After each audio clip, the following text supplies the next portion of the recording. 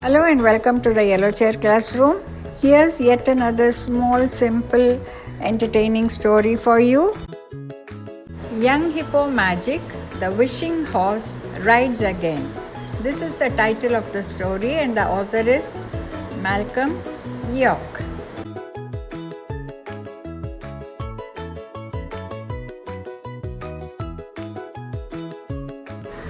Long ago and far away in another country, there was an old man and a horse. The horse pulled a battered cart which had a notice painted on the side saying, Albert, the magic horse, wishes granted, 99 gold pieces, each and every one a winner. They had just entered this country after having adventures elsewhere. And the old man said to the horse, This looks a very pleasant land, doesn't it, Albert? And Albert said, Yay! Look, there are lovely orchards and flocks of sheep and goats and a peaceful village or two in the distance. I'm afraid the people here may just be so happy they won't need to use our magic wishes to improve their lives. Perhaps we shan't get any customers at all. And Albert said, Nay. They travelled on through the sunlit fields until they heard, from behind a hedge, a voice complaining. And when I got out of bed, I couldn't find my slippers. And then I dropped a piece of jammy toast on the floor. Oh dear, what a terrible morning. Then one of the eggs I bought from the grocer didn't taste right, and all this sunshine is giving me a headache. What is the world coming to? Then, on top of that, one of the sheep got her head stuck in a bush, and the old man and Albert looked over the hedge and found a shepherd talking to his dog. The man called them to come around and join him in the shade of a tree to share his lunch, and they gladly accepted. As they drank his water and ate his bread and cheese and apples, the shepherd said, A pity about these apples. Last year's were much better, and the bread's dry, and the cheese is hard, and the winter's warm. But such is life. Then he noticed the sign on the cart. Ah, I see that you grant wishes. Well, I've got a wish. Really? Said the old man. And what's that? You see this sheepdog? His name is Eric and he's my very best friend. I don't know why, but somehow other people seem to find me boring, so I talk to him all day long and tell him all my troubles. He listens to everything I say, but of course he can't reply. What I wish is that he could talk back to me. Are you sure? Asked the old man. I certainly am, said the shepherd. And I've got 99 gold pieces hidden away. He went round the back of the tree in whose shed they were sitting and dug away for about 10 minutes, then came back with a muddy casket which contained his life's savings. Here you are. Now I wish you could make my dog Eric talk. So the old man went over to Albert and whispered in his ear. And Albert said, Nay. There was a flash lightning, and At last, said the dog in a growly voice. Now I can get a word in and you can listen to my problems for a change. Wonderful, said the shepherd.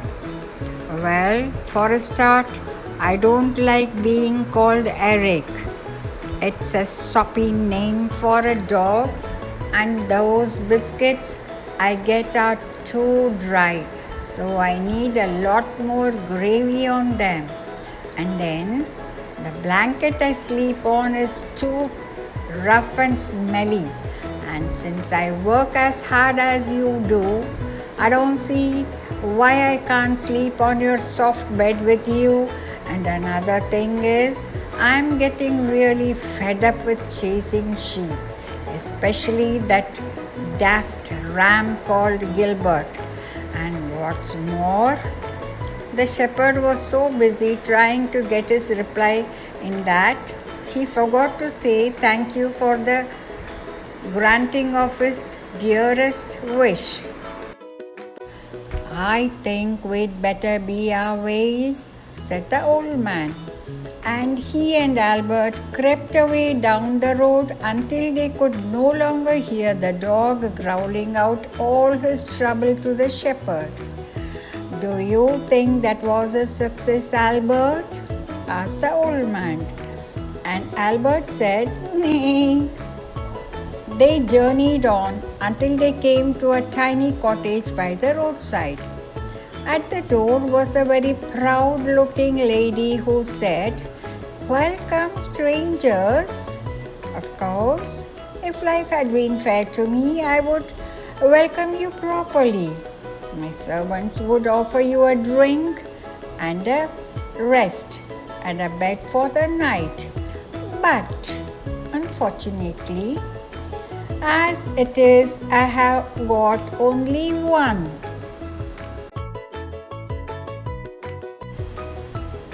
seat and one little bed. And it was true.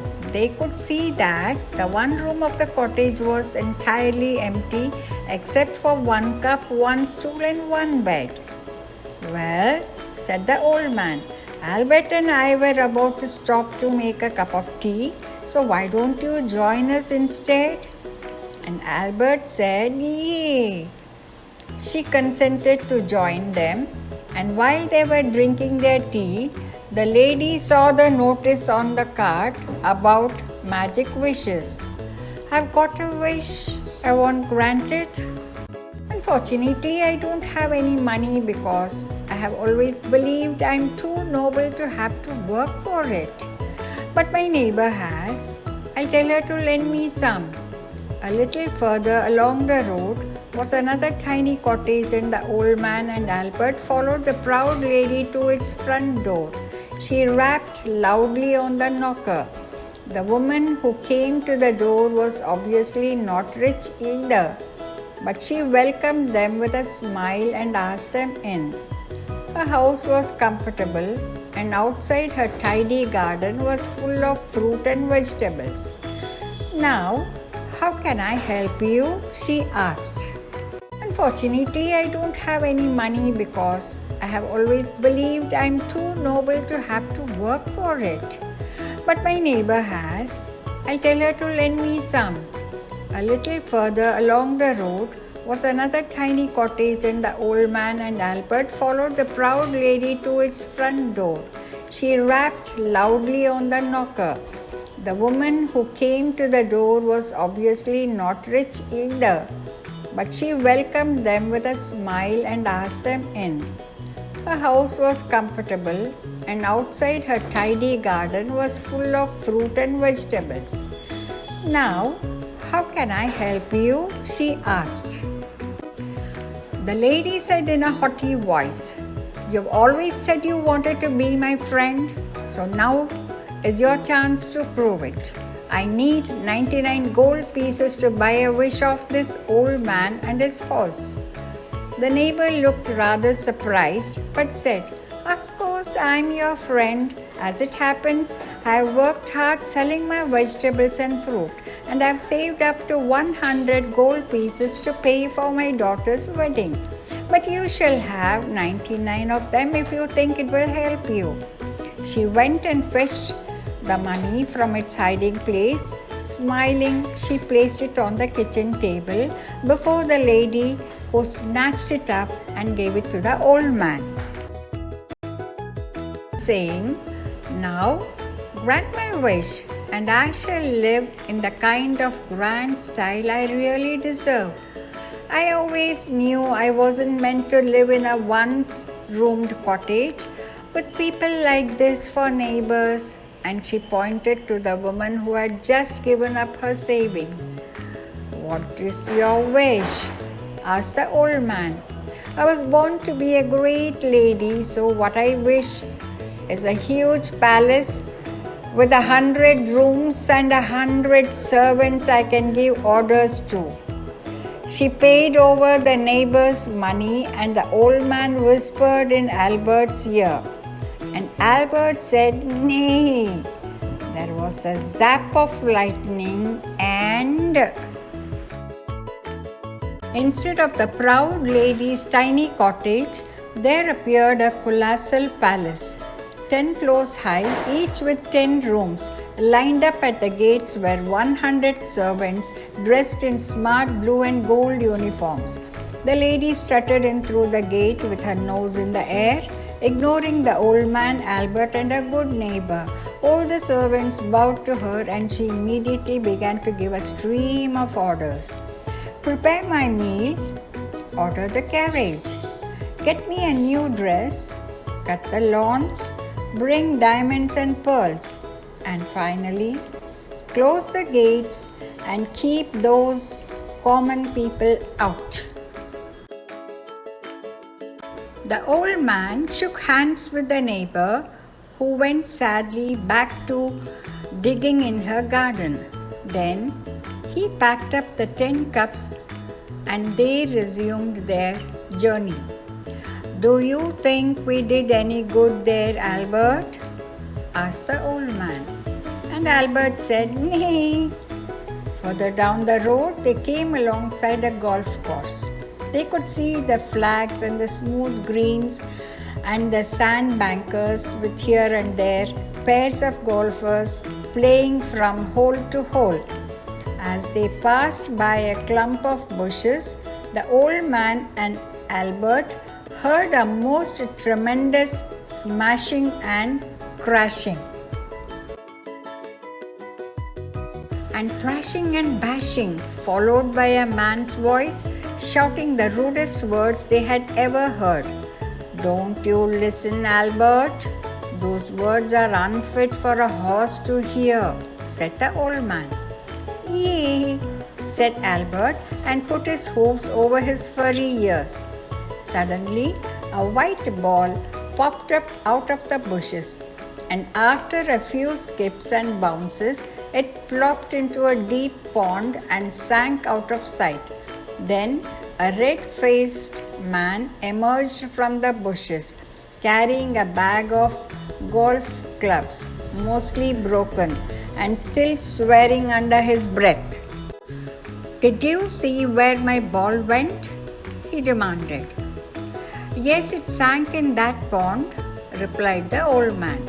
The golfer said a lot more very rude words, threw his club into the pond, then snatched off his golf hat and jumped up and down on it. That's it. I'm finished with this stupid game. Then he tore up the card on which he had been keeping his score. The old man sympathized. So it looks as if you had not had a particularly successful day?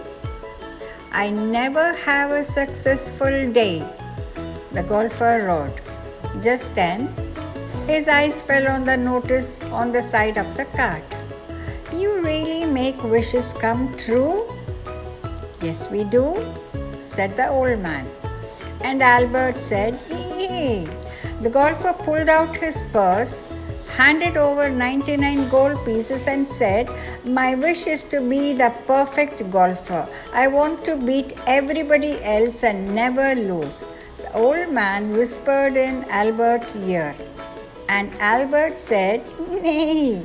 There was a dazzle of lightning, and the man put down a new golf ball, selected a club, and gave it a whack. It zoomed off through the air and after one bounce disappeared down the hole in the far, far distance. Great, said the man, and he put down another ball and did exactly the same again. Without a word of gratitude, he ran off, waving his clubs and whooping with delight. A satisfied customer, don't you think, Albert? Said the old man. And Albert said, Nay,